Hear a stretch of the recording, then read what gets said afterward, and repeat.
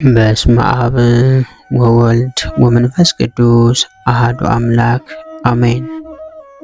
እንኳን በሰኔ 3 ቀን ታስበውና ተከብረው ለሚውሉ የቅዱሳን በዓላት ሰኔ 3 ቀን በዚች ቀን አባታችን ዜና ማርቆስ መታሰቢያ በዓላቸው፣ በትሕርምትና በተጋድሎ የጸናች ቅድስት ማርታ የዕረፍቷ መታሰቢያ በዓል፣ ቅዱስ ኢሳርዮስ የሚባል ኤጲስቆጶስ ሰማዕቱ ነው ያረፈበት የዕረፍቱ መታሰቢያ በዓል፣ ኢትዮጵያዊ ጻድቅ አቡነ ተጠምቀ መድኅን የዕረፍታቸው መታሰቢያ በዓል። በሰላም አደረሳችሁ አደረሰን። አቡነ ዜና ማርቆስ ሰኔ 3 በዚች ቀን አባታችን ዜና ማርቆስ መታሰቢያ በዓላቸው ነው። ሀገራቸው ጽላልሻ አውራጃ ምድረ ዘወረደች ስትሆን ትውልዳቸው ከነገደ ሌዊና ከእስራኤል ነገሥት ወገን ነው።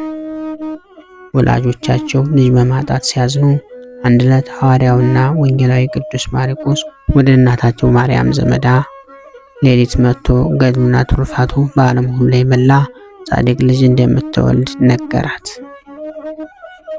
ለአባቱ ለቀሲስ ዮሐንስም እንዲሁ ተገልጦለት ሚስትህ ማርያም ዘመዳ የካቲት 24 ቀን ጸንሳ ይኸውም በካህናተ ሰማይ በዓል ትወልዳለች አለው።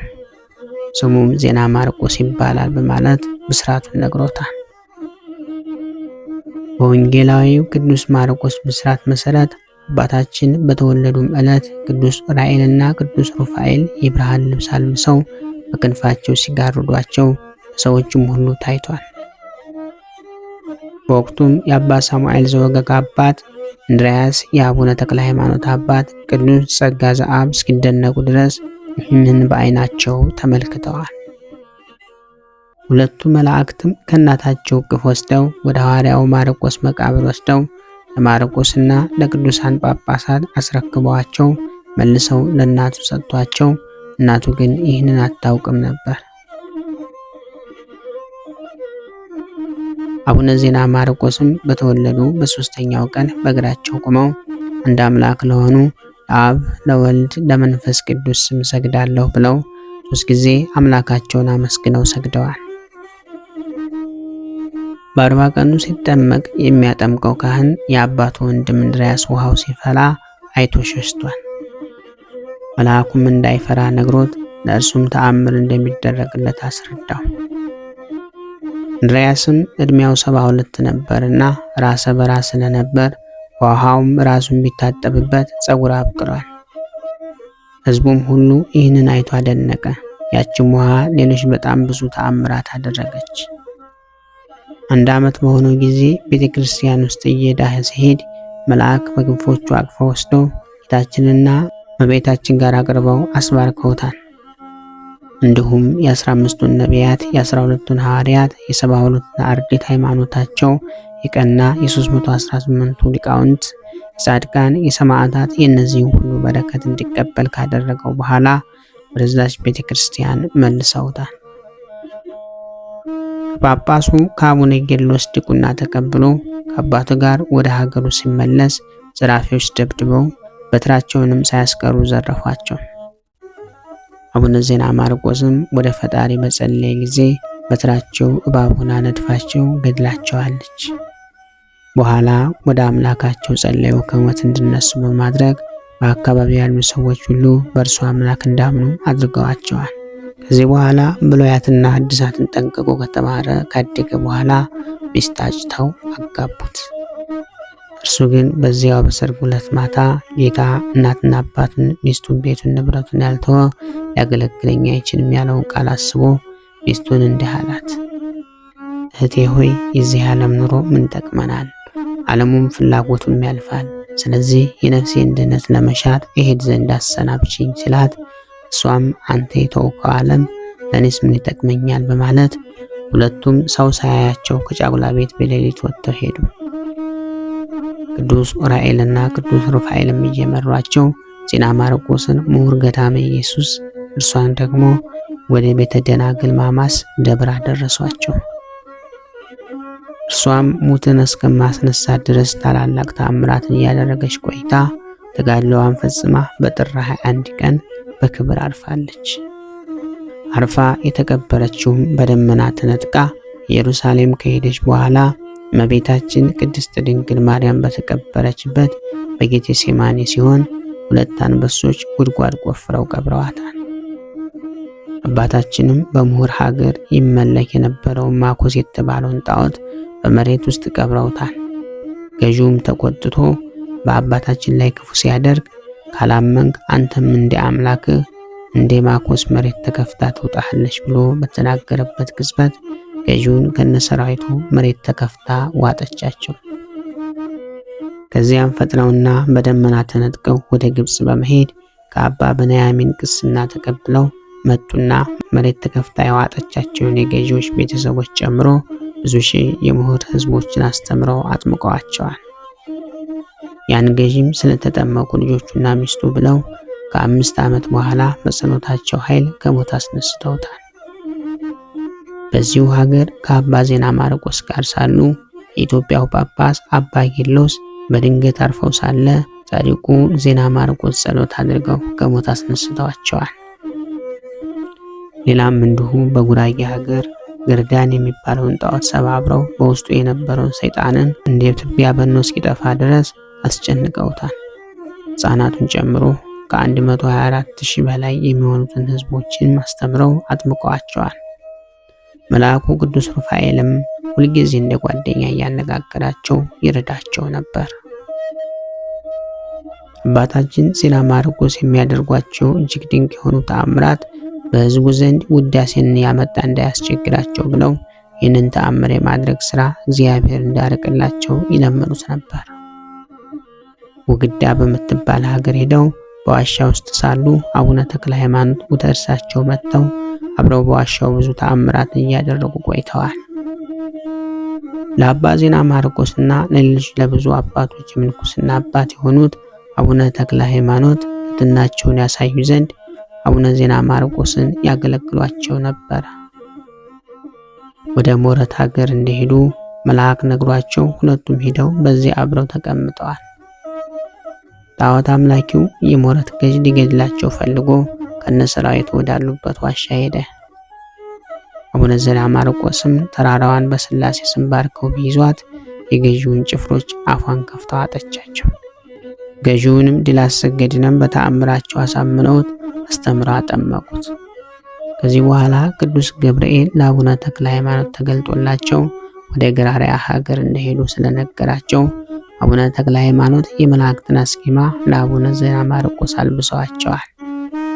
ለአቡነ ዜና ማርቆስ አልብሰዋቸው ዜና ማርቆስንም በደብረ ብስራት እንዲጸኑ ነግረዋቸው ወደ ገራሪያ ሄዱ። ሲሄዱም የደብረ ብስራት ዛፎች፣ እንጨቱና ድንጋዮቹ ሁሉ አቡነ ተክለ ሃይማኖትን እንደ ንጉሥ ሰራዊት ከፊት ከኋላ ሆነው ሸኝተዋቸዋል። አባታችንም የወንድሜ የዜና ማርቆስን ቦታ ትታችሁ ከዚህ ምድር ትሄዱ ዘንድ አልፈቅድምና ሁላችሁ በየቦታቸው ቁሙ ብለዋቸዋል። ሰውም እንኳ ቢሆን ለምንኩስና ወደ እኔ ዘንድ ገራሪያ ከመምጣት በፊት ይህንን ምድር ሳይሳለም ወደ እኔ አይምጣ በማለት ቃል ኪዳናቸውን ከደብረ ብስራት ጋር አድርገዋል። አባታችን ዜና ማርቆስ በኤልያስ ሰረገላ ሆነው እግዚአብሔርን ወደማያውቁት ወደ አዳል ህዝቦች ሄደው ከጣዖት አምላኪው ንጉሥ ከአብደል ማልፊት ወንጌል ሲያስተምሩ ንጉሡ በጦር ወግቶ ገድሏቸዋል። ነገር ግን መልአኩ ሩፋኤል መጥቶ ከሞት አስነስቷቸዋል። የንጉሡን ጣዖትና አገልጋዮችም መብረቅ ከሰማይ ወርዶ ሲያጠፋቸው ንጉሡ ሰራዊታቸው ደግሞ በመሬት ላይ ወድቀው ቀርተዋል። ከአርብ እስከ ሰኞም ድረስ ጨለማ ሆኖ ከቆየ በኋላ ከአባታችን ከተወጋ ጎናቸው የፀሐይ ብርሃን ወጥቶ ለንጉሡ አብደልማል አብርቶለታል። እርሱም አምኖ ከነቤተሰቡ የተጠመቀ ሲሆን ሚስቱም በአረማውያን ዘንድ ለክርስቶስ ምስክር ሆና አንገቷን ተሰይፋ ሰማዕትነትን ተቀብላለች። በሀገሪቱም የተጠመቁ ሰዎች ቁጥር ከ800,000 በላይ ናቸው። ከዚህ በኋላ አቡነ ዜና ማርቆስ እንደ ሐዋርያትም ደመና በመጥቀስ ወደ ቅድስት ሀገር ኢየሩሳሌም ሄደው ሁሉንም የተቀደሱ ቦታዎች ተሳልመዋል። በጌታችንም መቃብር ላይ አፈር ዘግነው የዮርዳኖስም ወንዝ ውሃ ቀድተው ለንስር አሞራዎች አሸክመው ወደ ገዳማቸው በማምጣት በደብረ ብስራት ምድር ካለው አፈርና ውሃ ጋር ጨምረውታል። ጌታችንም ይህችን ምድርን እንደ ኢየሩሳሌም አድርጌልሃለሁ የሚል ቃል ኪዳን ሰጥቷቸዋል። አባታችን ከደብረ ሊባኖስ አውራጃ ራሱን ያስመልክ የነበረን ሰይጣን ገዝተው ይዘው እስከ ደብረ ብስራት ድረስ የቤተ ክርስቲያን መስሪያ እንጨት አሸክመውታል። በዚያም እንጨት በመሸከም ሲያገለግላቸው ኖሯል። አባታችን ዜና ማርቆስ ወደ ዋልድባ በመሄድ ከአባ ሳሙኤል ጋር ተገናኝተው እንዲሁም ከሌሎች በርካታ አባቶች በየቦታው እየሄዱ በረከት ተቀብለዋል።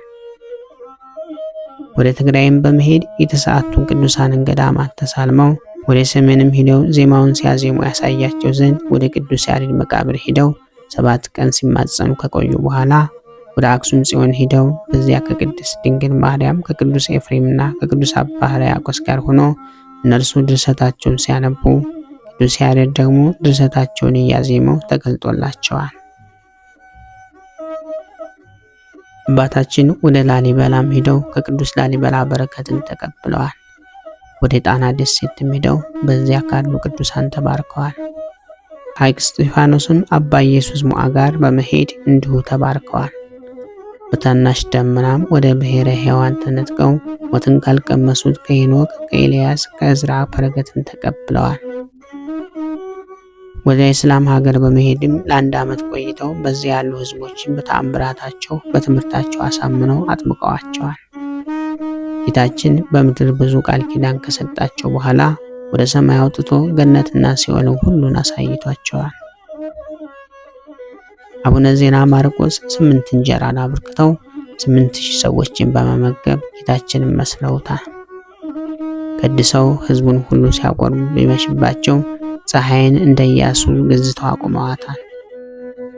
በታኅሳስ ወር መባቻ አባታችን በገዳመ ደንሳ በረሃ ያገኛት ተአምረኛዋ ስዕለ ማርያም ወዳለችበት ቤተ ክርስቲያን ሄደና ለመቀደስ ሥራዬ ካህን ሆኖ ተሰየመና እንደሚገባ የቅዳሴውን ሥርዓት ጀመረ።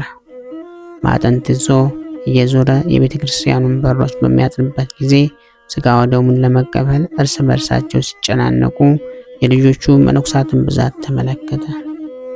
ያን ጊዜም በልቡ አሰበ፣ እንዲህም አለ፣ ይህንን ያህል ያለውን ሰው ቅዱስ ቁርባን ማቀበል እንዴት ይቻላል? ሁሉ ሰው በተራ እስከሚቀበል ድረስ ፀሐይ ይገባል፣ መሽቶ ሌሊትም ይሆናል አለ።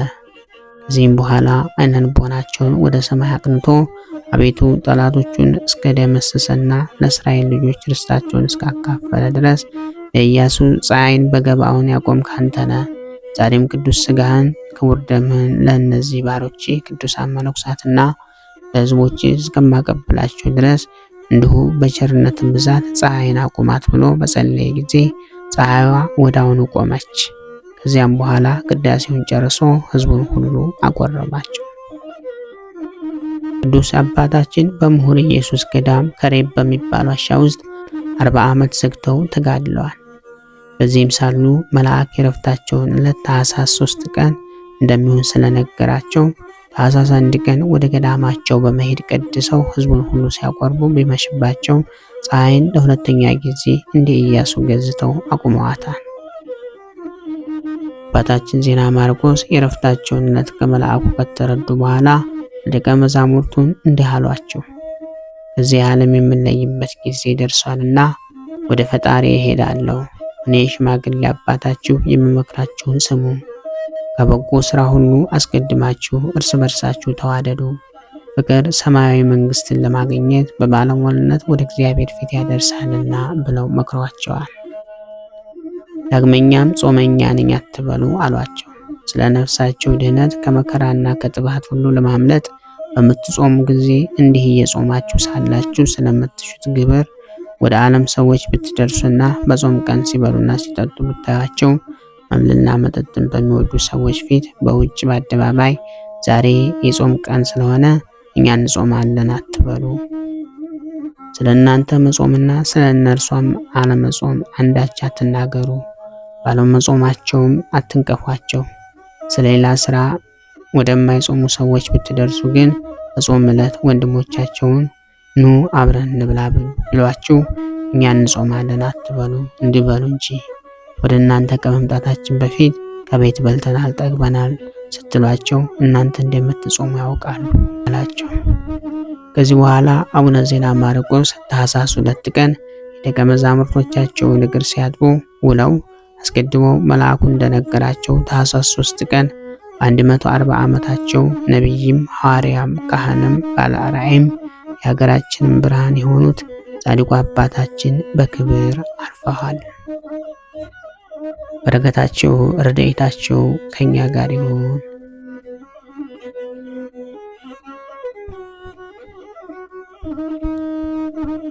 በዚህ ዕለት ታስባና ተከብራ የምትውለው ቅድስት እናታችን ቅድስት ማርታ ተሐራሚት ናት። በዚች ቀን በትሕርምትና በተጋድሎ የጸናች ቅድስት ማርታ አረፈች። ይህችም ቅድስት ከምስር ተወላጆች ውስጥ ነበረች። ወላጆቿም እጅግ ባለጸጎች ነበሩ። ታናሽነቷም ጀምራ የረከሰ ዝሙትን የምትወድ ነበረች። ከተማ ጎልማሶችና ታላላቆቹንም በስውር ወደ እርሷ እየመጡ ያመነዝሩ ነበር። ከዚህ በኋላም ስራዋ ተገለጠ። የርኩሰት ስራዋንም በግልጥ አብዝታ የምትሰራ ሆነች። ክብር ምስጋና ይግባውና የጌታችን ኢየሱስ ክርስቶስ የከበረ ልደቱ በዓል በሆነ ጊዜ ወደ ቤተ ክርስቲያን ሄደች። ልትገባም በፈለገች ጊዜ የቤተ ክርስቲያኑ ጠባቂ ከለከላት።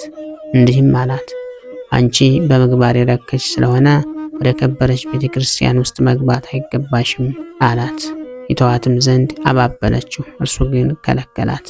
በመካከላቸውም ታላቅ ጸብ ሆነ። ኤጲስቆጶሱም ጩኸት ሰምቶ ተነስቶ ወደ ቤተ ክርስቲያኑ ደጃፍ ደረሰ። ማርታንም ባያት ጊዜ እግዚአብሔር ቤቱ የከበረና የነጻ እንደሆነ አታውቂምን?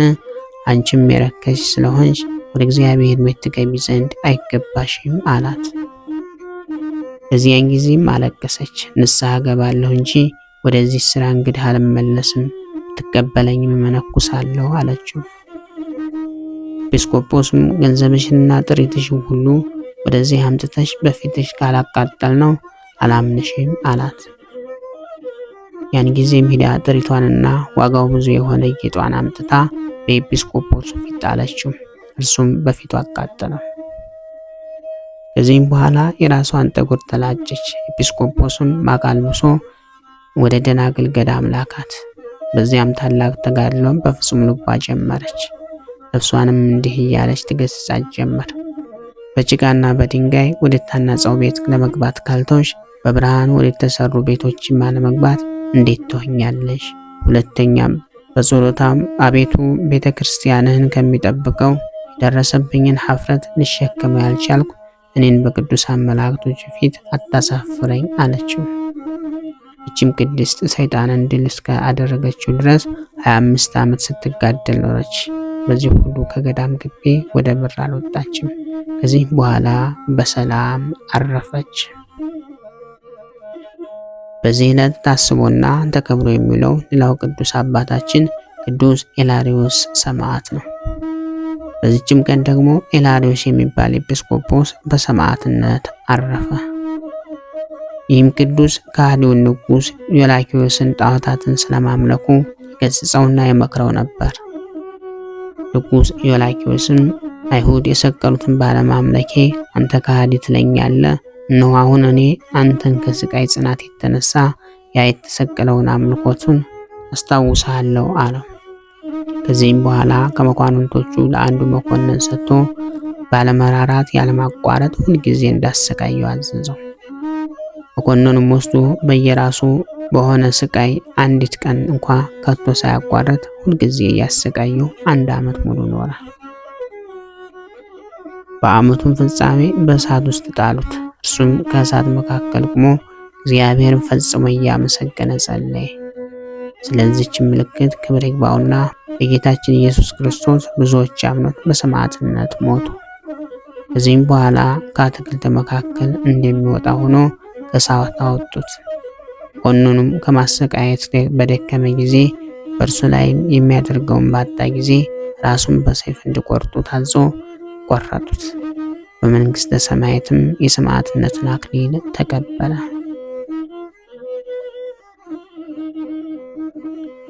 በዚህ ዕለት ታስቦና ተከብሮ የሚውለው ሌላው ቅዱስ አባታችን አቡነ ተጠምቀ መድኅን ነው።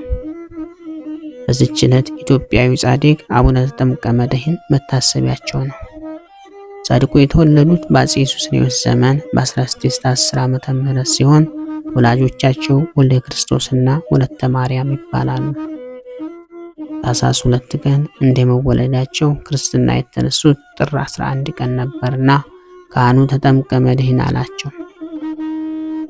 በምድረ ጎጃም ከበቀሉ ታላላቅ ቅዱሳን አንዱ የሆኑት አባ ተጠምቀ መድኅን ገና ከሕፃንነታቸው ጀምሮ ጸጋ እግዚአብሔር የጠራቸው ነበሩ። ሕፃን እያሉ ቃለ እግዚአብሔርን መማር ቢፈልጉም አባታቸው በግድ እረኛ ያደረጋቸው። እርሳቸው ግን በሕፃን ልባቸውም ቢሆን ቤተሰብን ማሳዘን አልፈልጉም። ይልቁኑ ወደ በረሃ ይወርዱና አንበሳውን፣ ነብሩን፣ ተኩላውን ሰብስበው በሉን ልማር ልሄድ ስለሆነ እስከ ማታ ድረስ ጠብቁልኝ ብለው ለአራዊቱ አደራ የተሰጧቸው ነበር። አራዊቱ ከበጉ፣ ከፍየሉ፣ ከላሙ ጋር ሲቦርቁ ይውላሉ። ተጠምቀ መድኅን ደግሞ ዳዊቱን፣ ወንጌሉን ሲማሩ ሲጸልዩ ውለው ማታ ይገባሉ። ተጠምቀ መድኅን በሕፃንነታቸው ቁርስና ምሳቸውን ለነዳያን በመስጠት በቀን 1 ማዕድ ብቻ ይቀምሱ ነበር። 23 ዓመት ሲሞላቸው ወደ መርጦ ለማርያም ሄደው መንኩሰዋል። ከዚህም ጊዜ በኋላ ለ37 ዓመታት በፍጹም ተጋድሎ ኖረዋል። ራሳቸው ዝቅ አድርገው አገልግለዋል። ከጎጃም እስከ ሱዳን ድረስ ወንጌልን ሰብከው በርካቶችን አሳምነው አጥምቀዋል። ካህን ናቸውና። እንዲሁም 7 ገዳማትና 12 አብያተ ክርስቲያናትን አንጸዋል። ጻድቁ በተሰጣቸው መክሊት አትርፈው በ60 ዓመታቸው በ1670 ዓመተ ምህረት በአፄ ዮሐንስ ዘመን ጻድቁ አርፈዋል። እግዚአብሔር የምህረት ቃል ኪዳን የገባላቸው ሲሆን አጽማቸው ዛሬም በጋሾላ ቅዱስ ጊዮርጊስ የእናቶች ገዳም ውስጥ ይገኛል። እግዚአብሔር ምስጋና ይሁን። እኛንም በቅዱሳኑ ጸሎት ይማረን፣ በረከታቸውም ከኛ ጋር ትኖር ለዘላለሙ አሜን።